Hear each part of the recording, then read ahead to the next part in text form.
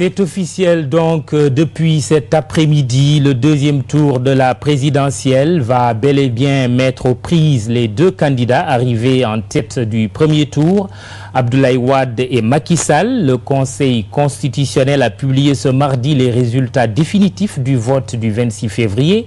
Les 5 sages qui ont rejeté tous les recours du chef de l'État sortant ont dans la foulée fixé la date du second tour pour le 25 mars prochain. Une décision devant la caméra TFM de Khadim Sissé, compte rendu Ibou Diouf. Électeurs inscrits 5 302 349. Nombre de votants 2 735 135. Bulletin nul 28 346.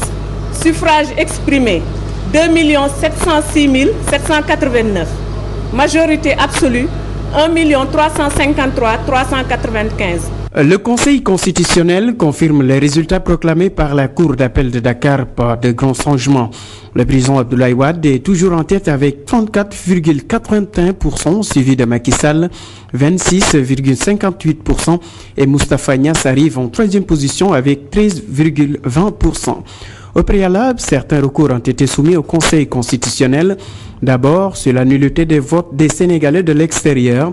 Le candidat Abdoulaye Wade fait valoir que la Commission nationale de recensement des votes s'est fondée exclusivement sur des documents diplomatiques tels que le téléfax.